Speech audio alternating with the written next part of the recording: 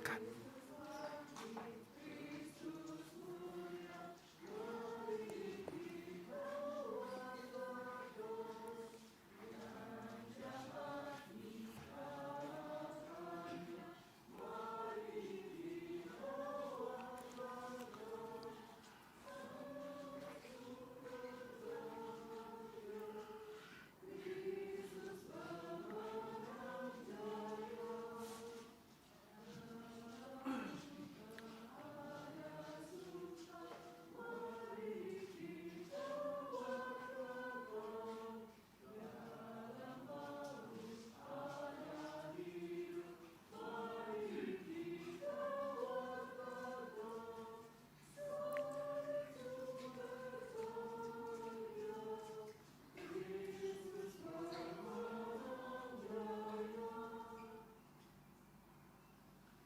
Dalam nama Bapa dan Putra dan Roh Kudus. Amin.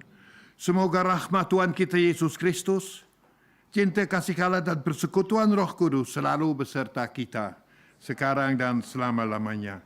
Selamat pagi saudari dan saudara sekalian. Udah tidur nyenyak? Rasa dingin? Oh, tetapi saya kira hati tidak dingin toh. Itu dia. Mari kita sudah berada di tempat Fatima sekarang ini yang sudah lama kita rindukan dan mendambakan bisa pernah sampai di tempat ini. Sebab terjadi peristiwa yang besar, Bunda Maria menampakkan diri kepada 3 anak. Kita bisa bertanya kok 3 anak masih kecil. Tapi justru Tuhan bisa bekerja dengan paling dahsyat dengan orang yang polos. Memang kita yang sudah dewasa, yang sudah punya pengalaman, memang sudah bisa merasakan bahwa kepolosan itu mungkin kadang-kadang sudah mulai menghilang. Oleh karena itu Yesus juga berkata bahwa ini jadilah seperti anak kecil. Oleh karena itu saudari dan saudara, kita mau melihat kerapuan, kekhilafan dan kesalahan kita. Kita mau minta ampun kepada Tuhan.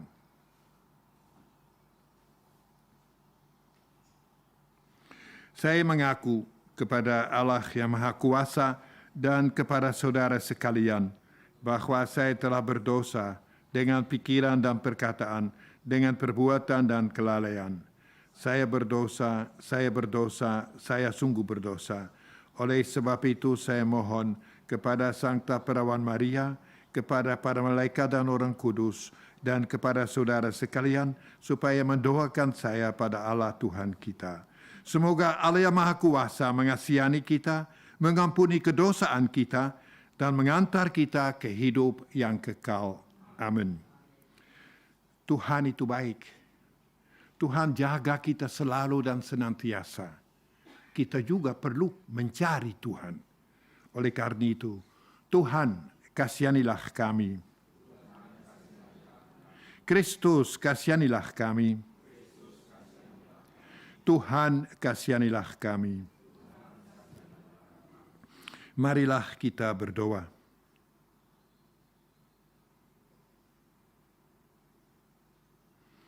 Allah Bapa yang baik hati, Allah yang merendah Yesus, Allah Roh Kudus, pada pagi hari kami bangun.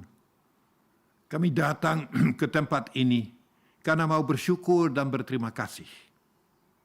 Engkau anugerahkan suatu hari yang baru lagi kepada kami. Dan makin kami bersyukur, makin Engkau menjadi lebih besar dalam diri kami. Sebentar lagi ya Tuhan, kami mau dengarkan bacaan setelah Yesus bangkit. Kami mohon dengan segala kerendahan hati, bukalah hati kami lebar-lebar, agar supaya kami dapat mengerti apa yang Kau maksudkan dengan kami. Inilah kami mohonkan kepadamu melalui Engkau. Harapan, tujuan, andalan kami. Amin. Silakan duduk, kita dengarkan sekarang bacaan yang pertama.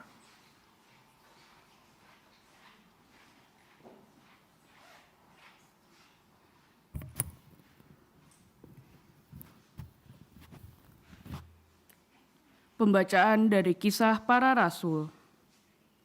Imam besar Yahudi dan pengikut-pengikutnya, yaitu orang-orang dari mazhab Saduki, di Yerusalem mulai bertindak terhadap jemaat, sebab mereka sangat iri hati. Mereka menangkap rasul-rasul, lalu memasukkan mereka ke dalam penjara kota. Tetapi waktu malam, seorang malaikat Tuhan membuka pintu-pintu penjara itu dan membawa mereka keluar.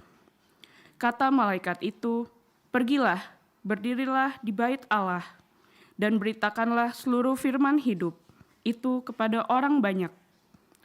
Mereka menaati pesan itu, dan menjelang pagi masuklah mereka ke dalam bait Allah. Lalu mulai mengajar di situ. Sementara itu, imam besar dan pengikut-pengikutnya menyuruh mahkamah agama berkumpul, yaitu seluruh majelis tua-tua bangsa Israel, dan mereka menyuruh mengambil rasul-rasul itu dari penjara. Tetapi ketika para petugas datang ke penjara, mereka tidak menemukan rasul-rasul itu di situ. Lalu mereka kembali dan memberitahukan, "Kami mendapati penjara terkunci dengan sangat rapihnya, dan semua pengawal ada di tempatnya di muka pintu. Tetapi setelah kami membukanya, tidak seorang pun yang kami temukan di dalamnya." Ketika kepala pengawal bait Allah dan imam-imam kepala mendengar laporan itu, mereka cemas dan bertanya apa yang telah terjadi dengan rasul-rasul itu. Tetapi datanglah seorang, mendapatkan mereka dengan kabar, "Lihat, orang-orang yang telah kamu masukkan ke dalam penjara ada di dalam bait Allah, dan mereka mengajar orang banyak." Maka pergilah kepada pengawal serta orang-orangnya ke bait Allah, lalu mengambil rasul-rasul itu, tetapi tidak dengan kekerasan, karena mereka takut kalau orang banyak melempari mereka dengan batu. Demikianlah sabda Tuhan.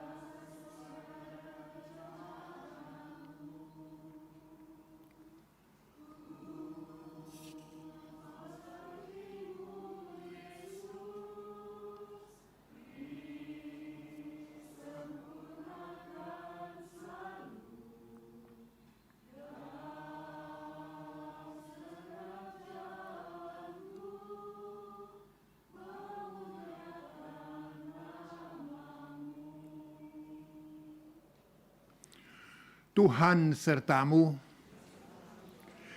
Inilah Injil Yesus Kristus menurut Yohanes. Dalam percakapannya dengan Nikodemus, Yesus berkata, "Begitu besar kasih Allah akan dunia ini, sehingga ia telah mengaruniakan anaknya yang tunggal, supaya setiap orang yang percaya kepadanya tidak akan binasa, melainkan beroleh hidup yang kekal. Sebab Allah mengutus untuk menyelamatkannya. Siapa percaya kepadanya, ia tidak akan dihukum. Tetapi siapa tidak percaya, ia telah berada di bawah hukuman. Sebab ia tidak percaya dalam nama anak tunggal Allah. Dan inilah hukuman itu. Terang telah datang ke dalam dunia, tetapi manusia lebih menyukai kegelapan daripada terang, sebab perbuatan-perbuatan mereka jahat. Sebab siapa berbuat jahat membenci terang dan tidak datang kepada terang itu, supaya perbuatan-perbuatannya yang jahat tidak kelihatan, tidak tampak. Tetapi siapa melakukan yang benar, ia datang kepada terang, supaya menjadi nyata bahwa perbuatan-perbuatannya dilakukan dalam Allah.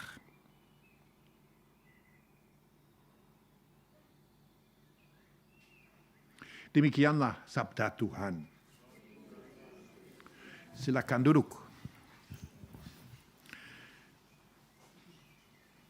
Memang dalam kehidupan kita ini tidak semuanya berjalan mulus. Kita juga dengarkan bacaan pertama tadi, demikian pula para rasul. Kita tahu Yesus menggembleng mereka sudah sekian banyak tahun, tetapi akhirnya pada waktu yang mereka imani, yang mereka percayai, itu hadapi kesulitan, akhirnya mereka jadi ketakutan. Mereka tidak tahu harus buat apa. Apalagi setelah peristiwa hari Jumat Agung, Yesus disalibkan. Segala sesuatu yang mereka harapkan punah, habis. Dan mereka akhirnya sudah kecewa banget.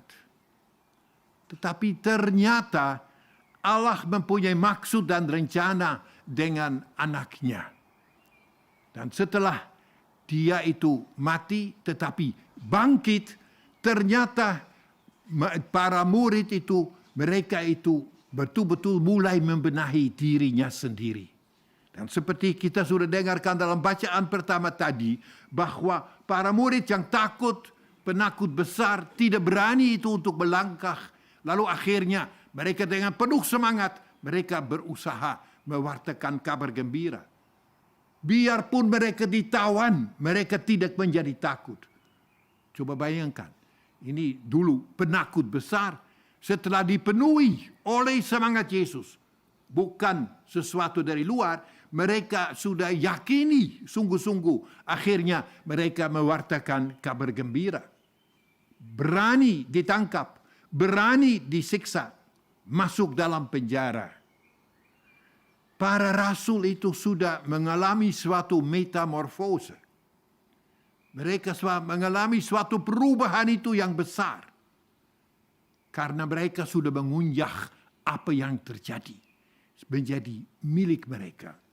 Dan di dalam kebersamaan para rasul, bukan satu rasul, bukan dua, para rasul bersama-sama mereka mulai mewartakan kabar gembira dengan semangat dan sukacita. Dan lebih banyak orang itu mulai percaya kepada Yesus. Tetapi akhirnya ahli Taurat, orang Farisi mulai ketakutan itu di situ. Itulah para murid. Kalau kita jujur pada diri kita sendiri, dalam hidup kita masing-masing, kita juga sudah alami banyak sekali salib. Salib yang membuat kita kecewa. Salib yang membuat kita tak berdaya. Salib yang sebenarnya kita rasakan terlalu berat untuk diriku. Tapi makin kita mengandalkan diri kita sendiri, salib makin berat. Makin kita mau datang kepada terang seperti para rasul, kita akan rasakan bahwa dia yang kita imani, namanya Yesus, tidak jauh. Dia dekat.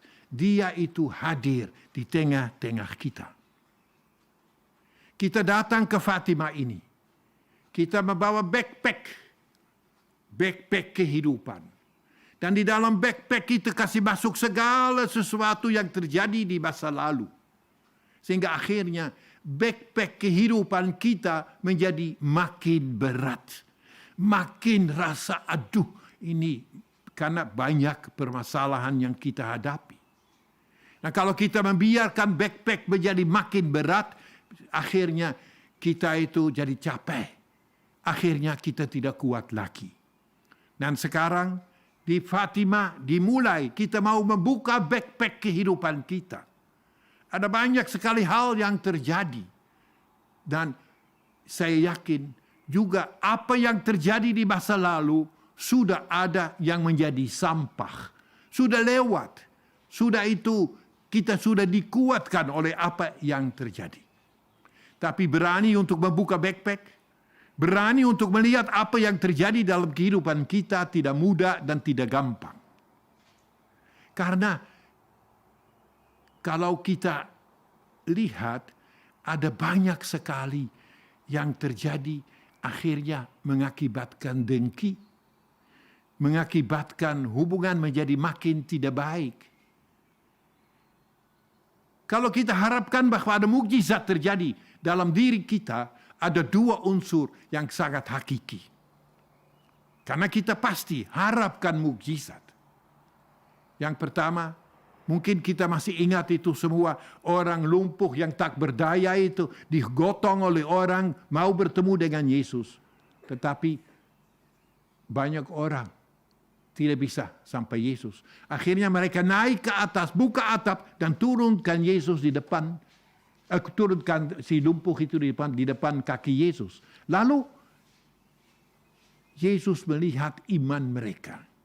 Kita datang, kita bawa hati, kita imani Yesus dari Nazaret bahwa Dia adalah Sang Penyelamat. Dia akan membantu kita selama peziarahan kita bersama ini.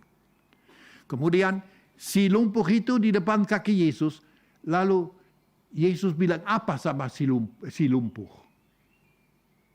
Ingat. Bilang apa? Apa? Jangan berbuat dosa lagi. Benar. Yesus tidak katakan itu. Angkatlah tilammu dan berjalanlah. Tidak. Yesus itu berkata, dosamu diampuni. Berarti taubat itu memainkan peran penting, sangat hakiki dalam pengadaan mukjizat Yesus itu. Oleh karena itu kita sekarang datang ke tempat ini dengan banyak sekali hal. Lalu Yesus harapkan supaya kita bisa mengampuni. Makin kita bisa mengampuni saudara dan saudari dekat dengan kita, mukjizat makin menjadi kentara. Saya boleh membimbing salah satu ibu di Indonesia. Ibu itu sudah 35 tahun kanker. Kita tidak, setiap dokter yang saya berbicara dengannya tidak yakin dan tidak percaya. 35 tahun kanker. Lalu akhirnya dia itu di kemo, di sinar, ada radioterapi, segala sesuatu dijalankan. Lalu akhirnya salah satu unsur yang penting, saya bertemu dengan ibu itu, boleh beri kemo rohani. Kemo rohani artinya berbicara dengannya dan mencari apa yang sebenarnya mengganjal dalam hatinya. Tuhan baik terhadapnya. Lalu akhirnya karena kebaikan Tuhan, dia menemukan apa yang mengganjal dalam hatinya. Yaitu ada kaitan dengan suaminya. Setelah dia dimampukan oleh Tuhan bertemu dengan suaminya dan dia mengampuni suaminya, apa yang terjadi? Kansernya otak itu akhirnya berbalik.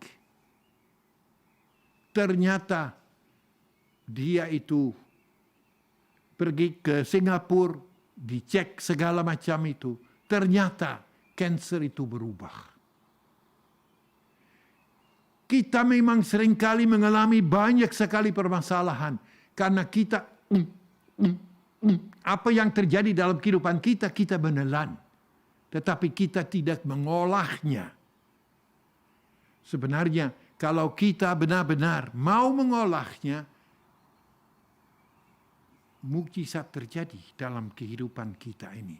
Perlu pertobatan, perlu saling mengampuni, Dan saling mengampuni tidak gampang. Seringkali orang katakan, wah ini saya itu apa yang terjadi, saya tidak bisa lupakan, saya tidak bisa mengampuni orang. Mengapa muncul begini? Karena rasa orang lain bersalah, saya paling benar. Kalau saya tidak bisa melihat kekhilafan dan kesalahan dalam diri saya tidak bisa mengerti bahwa orang lain bisa khilaf juga. Makin saya bisa menemukan kekhilafan dalam hati saya, dalam diri saya bisa mengerti bahwa orang lain bisa berdosa juga. Sehingga pengampunan menjadi makin mudah, makin gampang. 10 hari kita akan berjalan bersama. Kita tidak akan tunjuk jari kepada orang lain. Kita tidak lihat apa yang orang lain buat terhadap diriku. Karena orang lain, sekali lagi, kita tidak bisa ubahkan. Kita hanya bisa mengubah diri aku sendiri. Kita akan lihat apa yang terjadi dalam kehidupan kita masing-masing.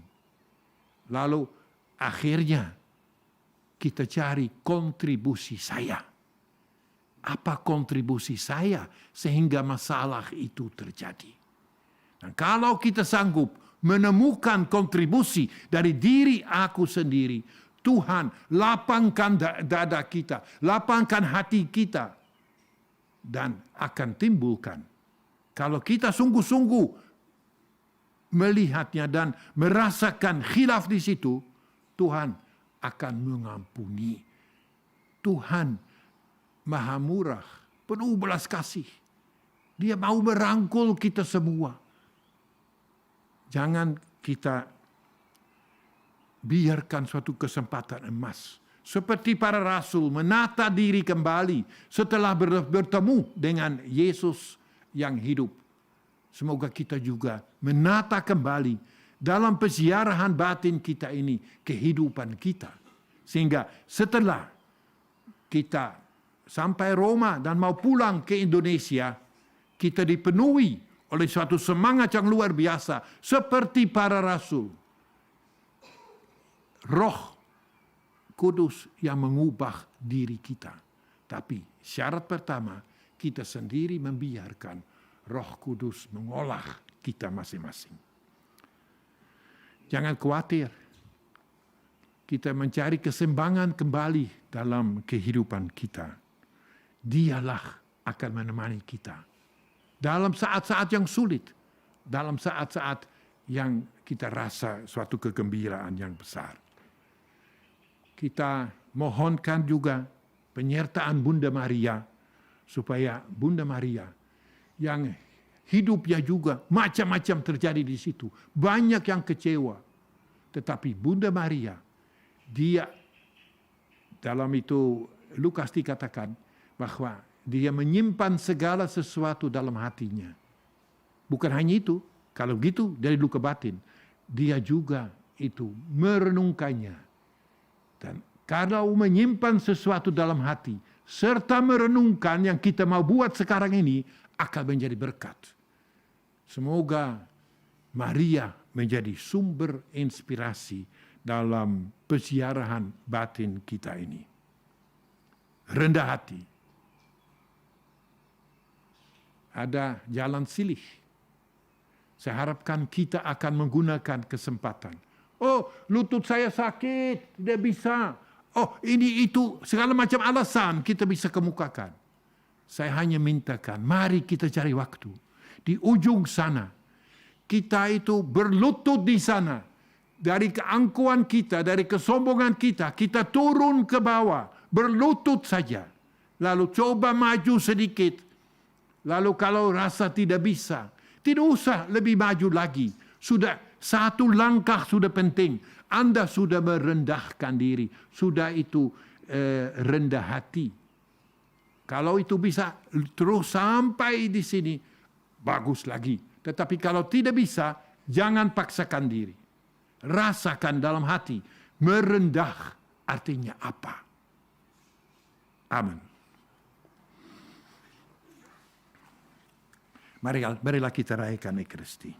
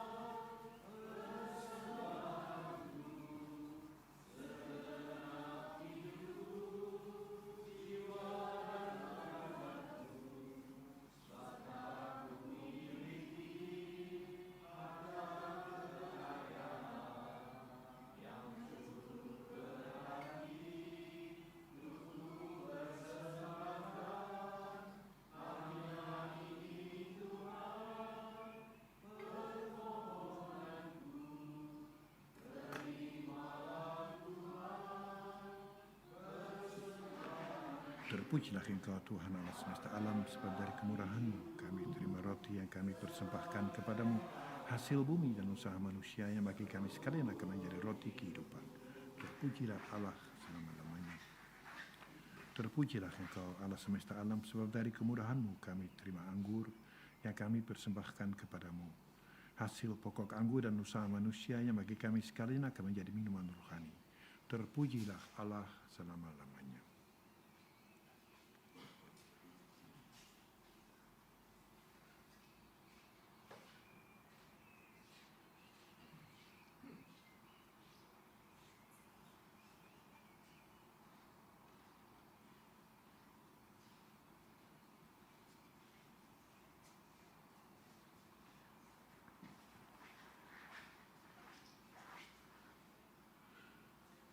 Berdoalah saudari dan saudara, supaya persembahanku dan persembahanmu berkenan pada Allah Bapa yang Maha Kuasa. Semoga persembahan ini diterima demi kemuliaan Tuhan dan keselamatan kita serta seluruh umat Allah yang kudus. Amin.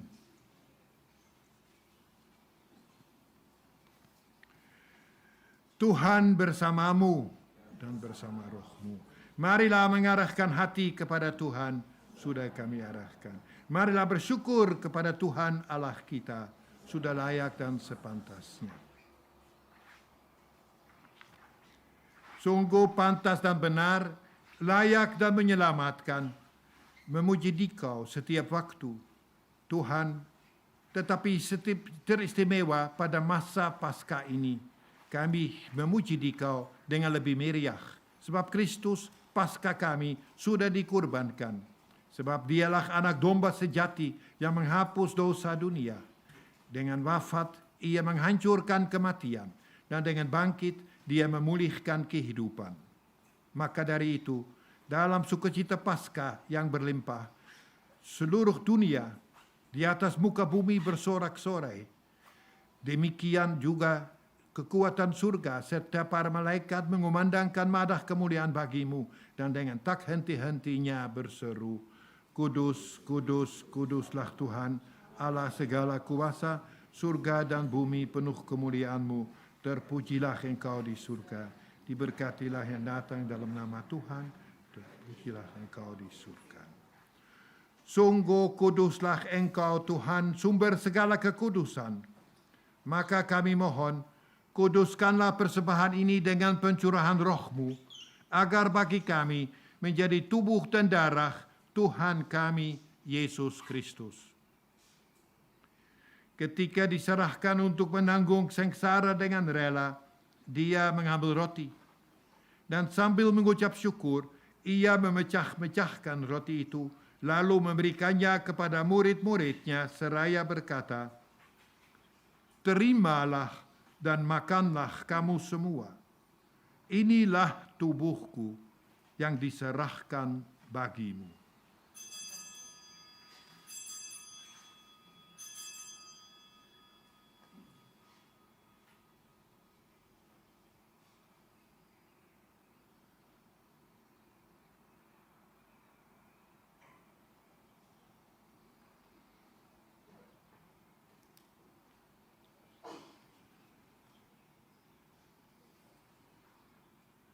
Demikian pula sesudah perjamuan ia mengambil piala. Sekali lagi ia mengucap syukur kepadamu, karena ia menyadari bahwa segala sesuatu berasal daripadamu dan kelak akan kembali lagi kepadamu.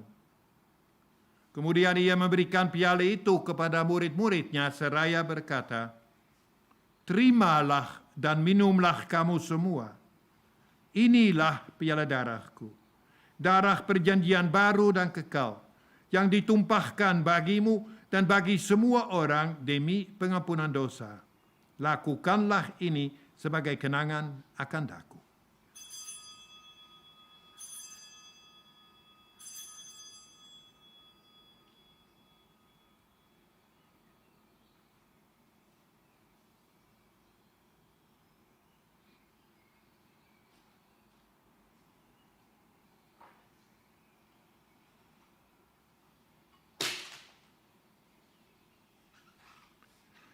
Marilah menyatakan misteri iman kita. Wafat-Mu Tuhan kami wartakan, kebangkitan-Mu kami muliakan hingga Engkau datang. Sambil mengenangkan wafat dan kebangkitan Kristus, kami mempersembahkan kepada-Mu ya Bapa, roti kehidupan dan piala keselamatan. Kami bersyukur sebab kami Engkau anggap layak menghadap Engkau dan berbakti kepada-Mu. Kami mohon dengan segala kerendahan hati, semoga kami yang menerima tubuh dan darah Kristus dihimpun menjadi satu umat oleh Roh Kudus. Ingatlah Tuhan akan gereja-Mu yang tersebar di seluruh bumi, agar Engkau menyempurnakannya dalam cinta kasih, dalam persatuan dengan Paus kami Fransiskus, dengan uskup di tempat ini, serta semua rohaniwan dan seluruh kaum beriman. Ingatlah juga akan saudara dan saudari kami yang telah meninggal dengan harapan akan bangkit, dan akan semua orang yang telah berpulang dalam kerahiman-Mu. Dan terimalah mereka dalam cahaya wajah-Mu. Kami mohon, kasihanilah kami semua, agar kami Engkau terima dalam kebahagiaan abadi, bersama Sankta Perawan Maria, Bunda Allah, Sankto Yusuf mempelainya, para rasul dan semua orang kudus sepanjang masa yang hidupnya berkenan padamu. Semoga kami pun Engkau perkenankan turut serta memuji dan memuliakan Dikau dengan pengantaraan Yesus Kristus Putra-Mu. Dengan pengantaraan Dia, bersama Dia dan dalam Dia, bagi-Mu Allah Bapa yang Maha Kuasa, dalam persekutuan dengan Roh Kudus, segala hormat dan kemuliaan sepanjang segala masa. Amin. Mari kita buka tangan di depan kita. Kita doakan doa yang diajarkan Yesus sendiri. Doa Bapa kami. Bapa kami yang ada di surga, dimuliakanlah nama-Mu, datanglah kerajaan-Mu, jadilah kehendak-Mu di atas bumi seperti di dalam surga. Berilah kami rezeki pada hari ini, dan ampunilah kami, seperti kami pun mengampuni yang bersalah kepada kami, dan janganlah masukkan kami ke dalam pencobaan, tetapi bebaskanlah kami dari yang jahat. Amin. Tuhan, kami mohon dengan segala kerendahan hati, bebaskanlah kami dari segala sesuatu yang tidak baik. Kami mau keluarkan segala sesuatu yang membelenggu kami masing-masing. Berilah damai-Mu sepanjang hidup kami, supaya kami yang telah dikuatkan oleh kelimpahan belas kasih-Mu selalu bebas dari dosa dan dijauhkan dari segala gangguan, sambil menantikan harapan yang membahagiakan dan kedatangan penyelamat kami, Yesus Kristus.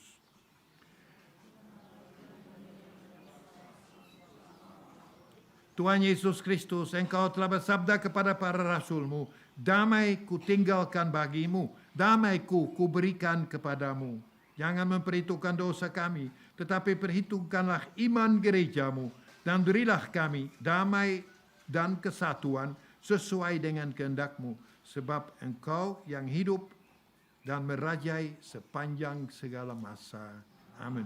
Semoga damai dari Tuhan kita Yesus Kristus sungguh-sungguh hadir dalam hati kita sekalian, sekarang dan selama-lamanya. Amin. Anak domba Allah yang menghapus dosa dunia, kasihanilah kami.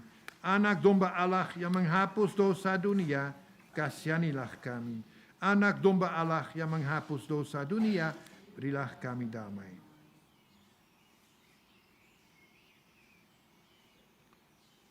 Saudari dan saudara, pandanglah roti yang kudus ini. Yesus membagikan dirinya untuk kita. Dia membebaskan kita dari perbudakan dosa. Inilah anak domba Allah yang menghapus dosa dunia. Berbahagialah saudari dan saudara yang diundang ke perjamuannya. Ya Tuhan, saya tidak pantas, Tuhan tak patut saya, tetapi bersabdalah saja, maka saya akan sembuh. Tubuh dan darah Kristus. Amin. Sekali lagi aku bagikan roti yang kudus ini sebagai tanda bahwa kita mau juga membagikan diri satu untuk yang lain.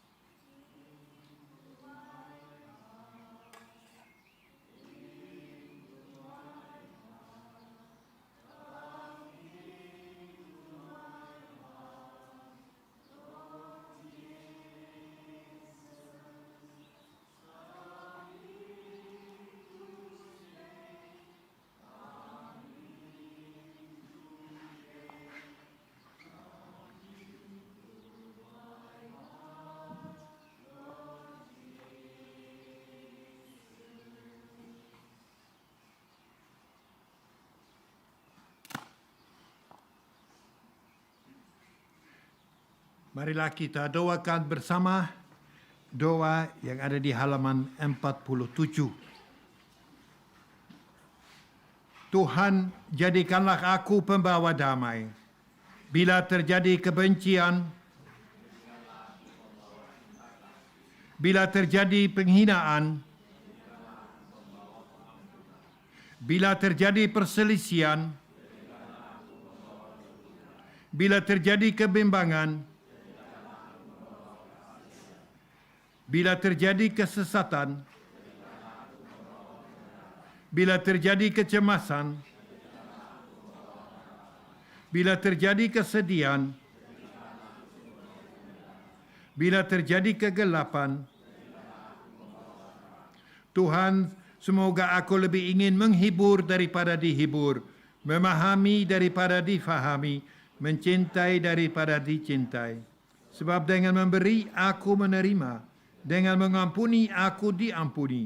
Dengan mati suci, aku bangkit lagi untuk hidup selama-lamanya. Amin. Saudari dan saudara, kita sampai pada akhir perjamuan Ekaristi kita ini. Kita mau mintakan berkat daripada Tuhan, supaya Tuhan tetap ikut serta bersama dengan kita, kemanapun kita pergi. Jangan ragu-ragu. Kalau kita berseru kepadanya, Tuhan akan menjawab, ini aku, dia hadir. Semoga Allah yang maha baik, Allah yang selalu mendampingi siapa saja yang berseru kepadanya, menurunkan berkat yang berlimpah-limpah dalam nama Bapa, Putra, dan Roh Kudus. Amin. Dengan demikian peran Ekaristi kita sudah selesai. Kita diutus untuk menghasilkan buah, dan semoga buah itu indah. Amin. Sekarang ini ada beberapa intensi yang saya pegang dalam tanganku. Saya jalan ke Bunda Maria dan akan dimasukkan ke dalam. Dan kita akan doakan, kita akan mintakan supaya Bunda Maria menemani kita semua. Selamat makan nanti dan selamat berefleksi. Amin.